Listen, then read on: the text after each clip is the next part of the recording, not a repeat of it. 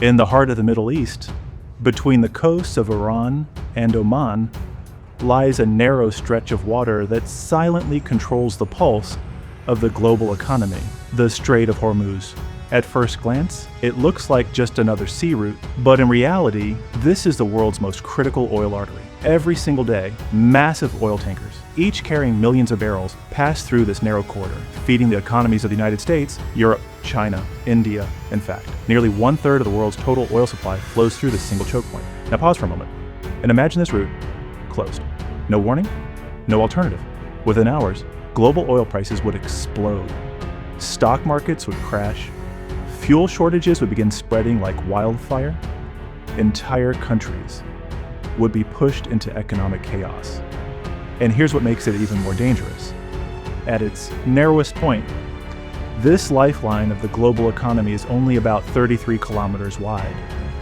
That's it. A single military blockade, a few strategically placed ships, and the entire world could be brought to its knees. This is why global superpowers, especially the United States, maintain a constant military presence nearby. Because whoever controls the Strait of Hormuz doesn't just control oil, they control the world's economic heartbeat. As we move westward, we encounter a passage with a haunting name, the Bab-el-Mandeb. In Arabic, it means the Gate of Tears, a name born from centuries of tragedy, shipwrecks, piracy, and deadly waters. But even today, this gate remains just as dangerous, not because of nature, but because of geopolitics. This narrow strait connects the Arabian Sea to the Red Sea, making it a crucial link between Asia and Europe. Every ship heading toward the Suez Canal must pass through here, which means this is not just a route, it's a mandatory checkpoint for global trade. Now imagine this choke point being blocked. Ships would be forced to reroute, not by a few miles, but around the entire continent of Africa. That means weeks of delay, billions of dollars in extra fuel, higher insurance costs, and increased risks from rough seas. And ultimately, those costs don't stay in the shipping industry. They reach you through rising fuel prices, expensive food, and global inflation. In recent times, attacks in this region have already shown just how fragile this route truly is. A few missiles, a handful of disruptions, and the entire global supply chain begins to tremble. The Gate of Tears still lives up to its name. As ships survive the Gate of Tears, they enter the Red Sea and move toward one of humanity's greatest engineering achievements, the Suez Canal. This is not a natural route. It was carved by human hands, cutting through deserts to connect two massive bodies of water, the Red Sea and the Mediterranean. Before this canal existed, ships traveling between Asia and Europe had to sail around Africa, a journey that took weeks. But the Suez Canal changed everything. It reduced travel time dramatically and became the backbone of global trade. Today, around 12% of global trade passes through this single canal. Now here's where things get real. In 2021, a giant container ship called Ever Given got stuck, sideways, in the canal for just 6 days. And during those 6 days, global trade losses reached nearly $54 billion. Let that sink in.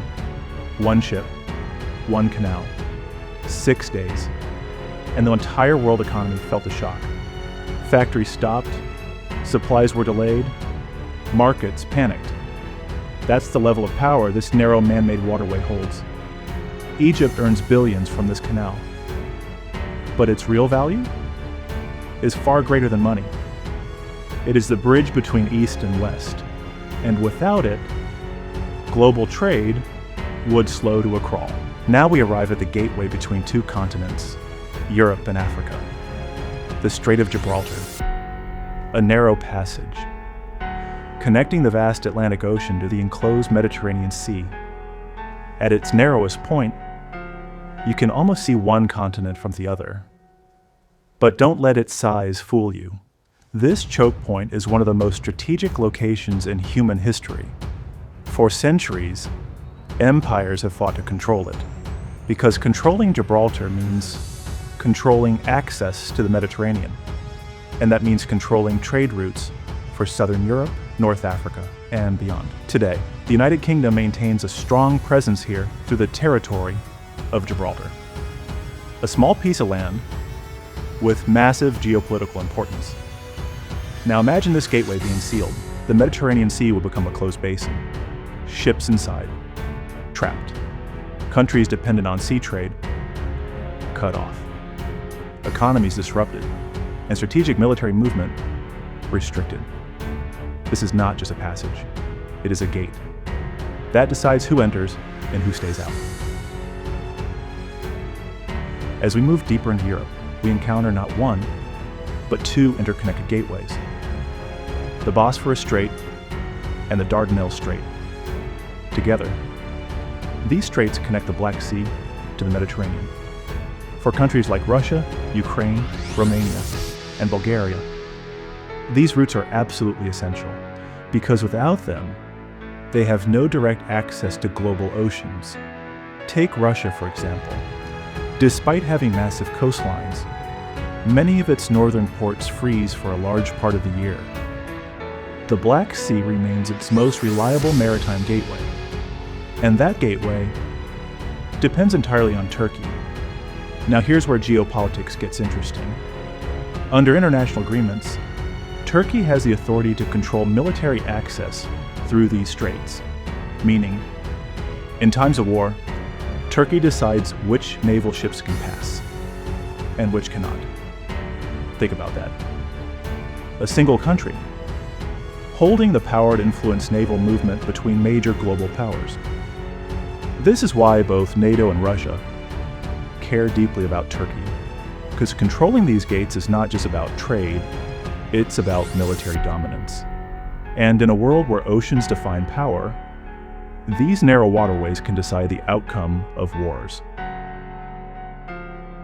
If there is one place on Earth where the heartbeat of global trade can actually be heard, it is here.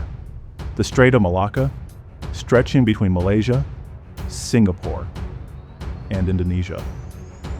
This narrow waterway is not just busy, it is overwhelmed. At any given moment, hundreds of ships are moving through it.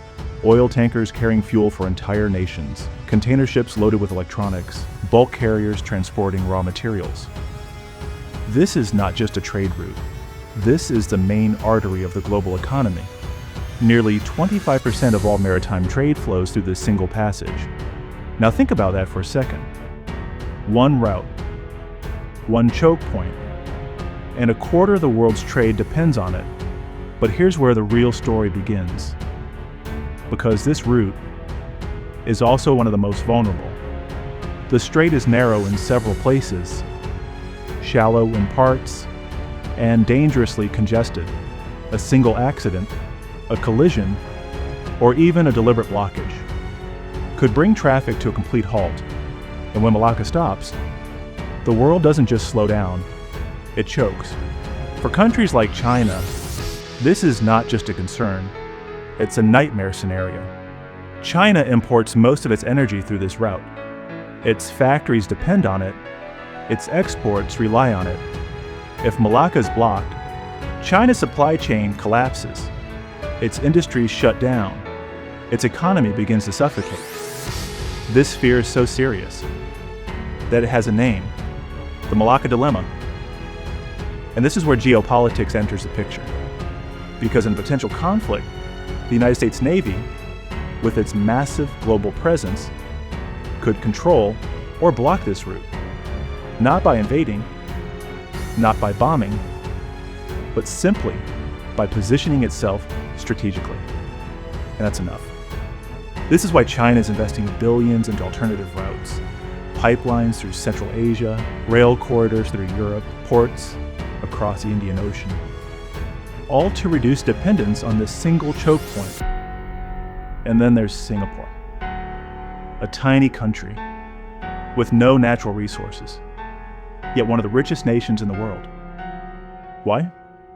Because it sits right at the edge of Malacca, controlling access, managing traffic, becoming the gatekeeper of global trade. In a world driven by supply chains, the Strait of Malacca is not just important, it is indispensable. And whoever controls it, controls the flow of the modern world. But what happens when the world's busiest artery becomes blocked? When Malacca becomes too crowded, too risky, or too dangerous to pass? The global trade machine doesn't stop. It adapts, and it searches for alternatives. Hidden within Indonesia's vast island chain lie two lesser-known but incredibly important gateways, the Sunda Strait and the Lombok Strait. At first glance, these may seem like backup routes, secondary options, but in reality, they are strategic lifelines. Let's start with the Sunda Strait. This passage lies between the islands of Java and Sumatra. It is shorter, but far more dangerous. Why? Because beneath its waters lies one of the most volatile geological zones on Earth. This is the region of Krakatoa, one of the most powerful volcanic eruptions in human history. Even today, the area remains geologically active, unstable, unpredictable. The waters here are shallow, navigation is difficult, and sudden volcanic activity can turn a normal journey into a disaster within minutes. That's why large ships often avoid this route. Now compare this to the Lombok Strait. Located further east, this passage is deeper, wider, and far more suitable for massive vessels, especially large oil tankers that cannot pass through Malacca. But there's a catch. The Lombok route is longer. It adds distance, time, cost. So here's the trade-off. Sunda is shorter but dangerous. Lombok is safer but longer. And in global trade, every decision comes with consequences. But the real story is not about the routes, it's about who controls them. Indonesia, a country made up of thousands of islands, quietly sits on these strategic alternatives. And in times of crisis, when primary choke points fail, the world turns to Indonesia. This gives Indonesia something incredibly powerful: leverage, not through military dominance, but through geography, through control of options. Because in geopolitics, the country that controls the alternatives often controls the outcome.